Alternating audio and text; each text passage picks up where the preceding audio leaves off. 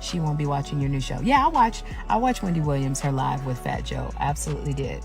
And I did watch that I did hear Wendy say she will not watch me on the new show. And that's okay. Wendy Williams has been watching, quietly, from the sidelines, while Sherri Shepherd sat in a chair that was never meant for her.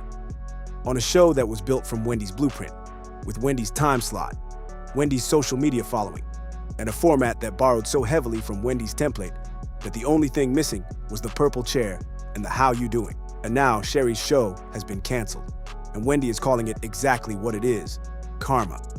And the tea she is spilling about why Sherri could never last is the most alive Wendy Williams has sounded in years. Okay, so Sherri Shepherd. Sherri. This is not a story about two women competing for the same daytime slot. This is a story about what happens when a network takes everything a woman built, hands it to someone else while that woman is fighting for her life, and then acts surprised when the replacement cannot replicate the thing that made the original irreplaceable. Wendy built something specific, something that cannot be manufactured, cannot be packaged, and cannot be installed in a different body just because the schedule needs filling. And the fact that it took 4 seasons and a cancellation for the people who made that decision to arrive at that conclusion is the part of this story that Wendy is making sure everyone understands clearly. That's what she said. And you know what? What was that? Okay, James. To understand why this situation cuts the way it does, you have to go back to how Sherri got the slot in the first place. Because it was not a clean transition. It was not Wendy choosing a successor, or the network running a competitive search for the best host to carry daytime forward. It was an opportunity created entirely by Wendy's health crisis. And the people who took that opportunity moved in a way that left very little ambiguity about how much consideration Wendy's legacy received in the process. Wendy had been hosting her show through increasingly serious health challenges for years, showing up and delivering when most people in her condition would have stepped back entirely. She had built the Wendy Williams Show from nothing into one of the most watched daytime programs in television. Not because she had a network behind her pushing her forward, but because she had a specific voice, a specific relationship with her audience, and a specific willingness to say the things that daytime television had always been too polished and too careful to say. That combination was not replicable. It was not a format. It was a person. When I tell you the battles, people don't understand. When we are in power, the battles we gotta fight that you will never know about. Never.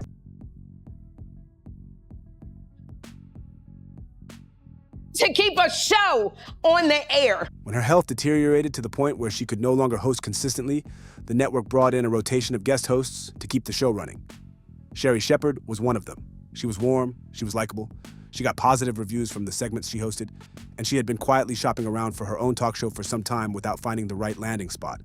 When it became clear that Wendy was not going to be returning, when the guardianship made her immediate future in television uncertain, the network made its decision fast. Reported y'all that things are finally looking up y'all for Wendy Williams. And they're saying if the signs are right, they're saying 2026 could be her biggest year yet. Now they say just one day, honey, after the news broke that her daytime replacement, Sherri Shepherd, is being canceled after 4 seasons. It's being reported y'all MTO has learned that producers are actively y'all working on a plan to bring Wendy Williams back y'all to television. Sherri got the slot. She announced it on the Wendy Williams Show itself, which was already in the process of being repurposed around her. The 10 a.m. time slot that Wendy had owned for years became Sherri's. Wendy's Instagram and Twitter accounts, the social media presence that Wendy had built across her entire career, with millions of followers who came for Wendy specifically, were quietly renamed and handed over to Sherri's show. The audience Wendy had cultivated was treated as an asset of the slot rather than an asset of the person. And Sherri inherited it without the network appearing to give much thought to how that inheritance looked from Wendy's perspective. And the show itself. The segments were familiar. The structure was familiar. The energy they were clearly trying to generate was familiar. Starting in September, I am debuting my own talk show, Sherri! I am so excited because I am going to be joining the Debmar Mercury family. That is the company that produces this show and several others that you love. What they were attempting to do was run the Wendy Williams Show with a different host and hope that enough of the format survived the transplant to keep the audience. It was a calculation that made sense on paper and fell apart in practice. Because what people came to the Wendy Williams Show for was not the format. It was Wendy. The messiness, the boldness, the specific combination of sharp instinct and zero filter that made every episode feel like something might actually happen. My goal right now then the priority is to get her back home. Wherever home is, not there. Which come go as she pleases. Right here in New York, where I'm working, and you know what kind of stuff I want to do. As a matter of fact, we just met somebody very familiar with, well. She wants to get back to work, and she should get back to work. Right. People And love we her. miss you. I get more calls in support of her than I've ever had for any client, ever. Sherri, by her own design and her own personality, was never going to deliver that. She was warmer, safer, more curated, and more careful. All fine qualities, just not the qualities that filled that slot. For 4 seasons, the show did well enough to justify its existence. It booked serious guests: Oprah, Michelle Obama, 50 Cent, names that reflected genuine industry access and production credibility. Its ratings were comparable to other programs in the same daytime space. Sherri herself grew comfortable enough in the format that she began making plans and demands that suggested she expected to be there for a long time. She reportedly pushed for a pay increase. She reportedly asked for reduced filming hours so she could pursue acting commitments alongside the show. She had already started thinking about what a 5th season would look like. And then DeMar Mercury pulled the plug. She's not well. So there's just a lot going on in Wendy's life that this is where you need your friends, where you need your family. You need people who love you. So all I can do over here is pray. Their official statement framed the cancellation as a response to the evolving daytime television landscape and praised both the show and Sherri extensively. The kind of language that networks deploy when they want to soften a cancellation without admitting any of the actual reasons behind it. But the framing of that statement, emphasizing the landscape rather than performance, praising the show while canceling it, left a gap wide enough for the real story to live in. The show was not losing money. It was not a disaster by conventional metrics. It was simply not doing what the network needed it to do, which was be the thing that Wendy had been. Wendy has not been gentle in her assessment of why. Her read, delivered with the specific energy of someone who watched everything she built get handed to someone else while she was too sick to stop it, is that Sherri was never chosen because anyone genuinely believed she was the right person for that slot. She was chosen because she was available, she was agreeable, and she was capable of filling the physical space of a show whose audience the network hoped would stay loyal to the time slot regardless of who was hosting it. She was a placeholder dressed up as a successor, and the audience, which had never asked for a placeholder, eventually made clear that a placeholder was not what they came for. The shade Sherri threw at Wendy during the period when Wendy was at her most vulnerable did not help how any of this looks in retrospect. While Wendy was navigating her guardianship and her health challenges, Sherri made public statements suggesting that Wendy needed to focus on being cared for and that her situation called for rest rather than television. Delivered with the language of concern, the subtext was clear enough that Wendy's supporters heard it immediately.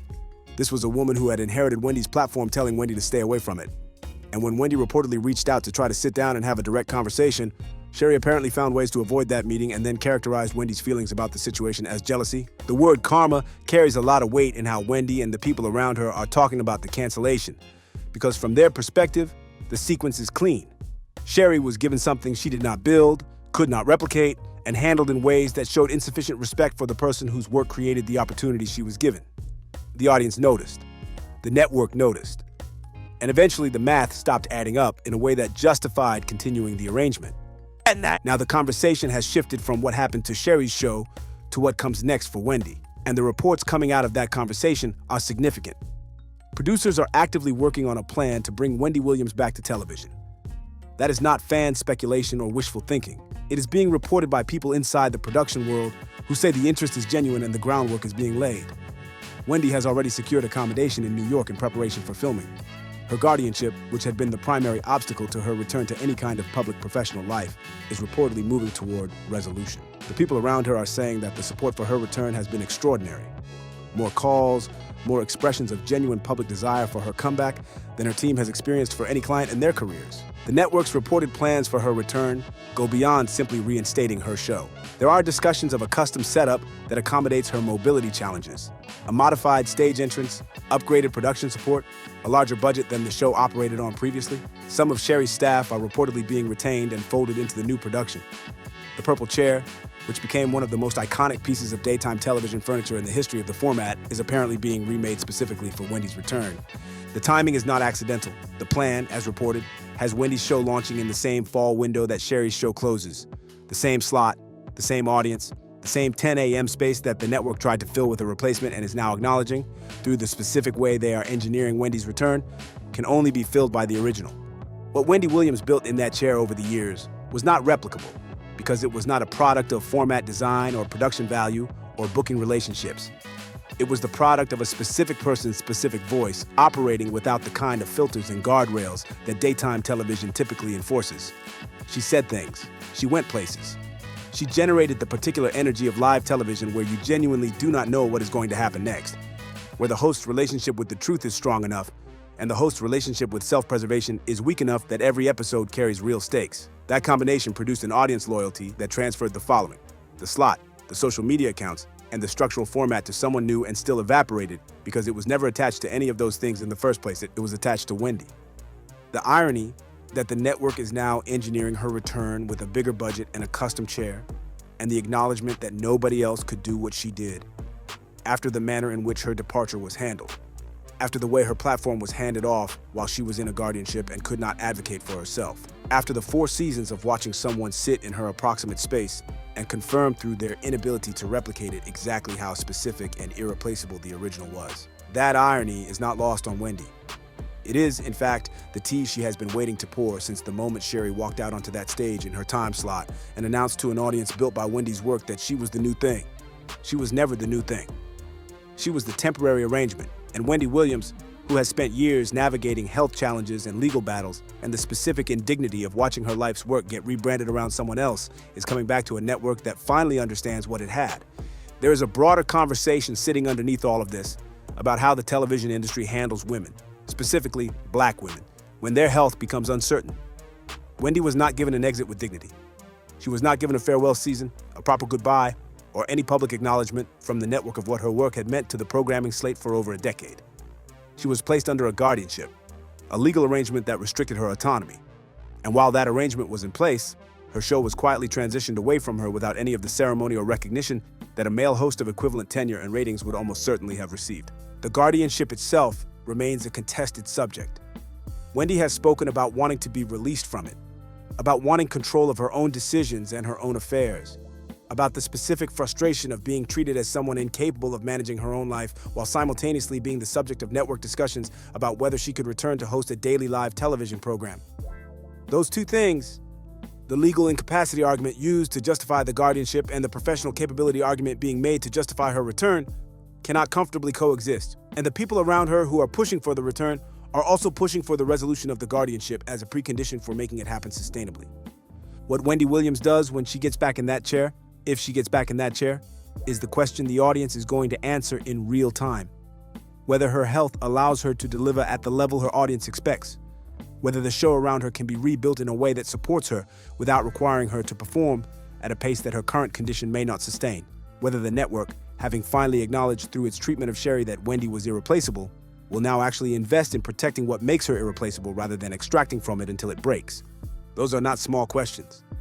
And the answers matter more than the narrative of the triumphant return, because the triumphant return is only worth something if it is sustainable, if it is built on a foundation that prioritizes Wendy's well-being alongside the network's interests this time around.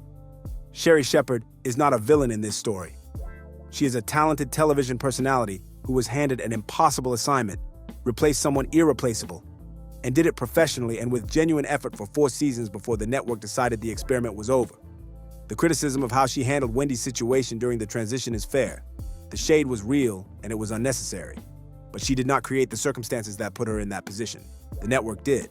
And the network's decision to cancel her show without apparent warning, after she had already begun planning for renewal, is its own story about how the television industry treats the people it uses. The person who built the thing is coming back. The person who was handed the thing is being shown the door. And the network that made both of those decisions is hoping that the audience remembers the first part of that sequence more clearly than the second.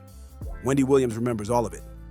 That is the tea, and she is just getting started. The daytime television landscape that DeMar Mercury cited in their cancellation statement is real. Streaming has fractured the traditional daytime audience in ways that make the economics of live talk significantly harder than they were when Wendy was at her peak. The Jennifer Hudson Show, which launched around the same time as Sherri's and operates in the same competitive space, has faced its own questions about longevity and rating sustainability. The format itself, a single host, daily live talk, celebrity gossip, and interviews, is being squeezed from every direction by platforms that deliver the same content on demand, without commercials, without the commitment of a fixed schedule. That context matters for understanding what Wendy's return would actually require to work. because the network is not bringing her back into the same environment that produced her best years. They are bringing her back into a fractured, competitive, structurally different landscape, and betting that her specific appeal, the thing that no replacement has been able to replicate, is powerful enough to cut through conditions that have been difficult for everyone in that format. The bet is not unreasonable. Wendy Williams at her best was not competing on the terms that most daytime television competes on. She was not trying to outproduce Jennifer Hudson or outbook the competition or outformat anyone. She was creating a reason to watch that existed outside those frameworks entirely. You watched because it was Wendy, because she might say the thing, because the honesty was real enough and the delivery was sharp enough that the show functioned less like scheduled programming and more like must-see appointment television built around a personality too unpredictable to ignore. If enough of that is still there, if her health allows her to operate even at a fraction of that frequency, the bet makes sense. The audience that loved Wendy Williams has not transferred its loyalty to anyone else in the years since she left. It has been waiting. It has been watching the Sherri experiment with the specific impatience of people who did not want a replacement and were never going to pretend they did. And the response that her team describes, the volume of calls and expressions of support, suggests that when the return is announced, the audience will be there. What Sherri Shepherd does next is its own question. She spent 4 seasons building something that was always going to be measured against an impossible standard, and she did it without the benefit of the audience's full investment because that audience had always belonged to someone else. Her resilience in that position deserves acknowledgement, even from the people who never thought she was the right fit for it. She is a working television professional who will find her next thing. It just will not be Wendy's chair. That chair was never going to be hers to keep. The fans have always known that. 4 seasons of consistent viewership that never quite became devotion. 4 seasons of a show that functioned well without ever generating the specific heat that makes daytime television something people talk about the next morning. 4 seasons of an audience that showed up out of habit and routine and the residual loyalty of a time slot, rather than the electric, personal, invested loyalty that Wendy built one outrageous moment at a time over more than a decade. Loyalty like that does not transfer.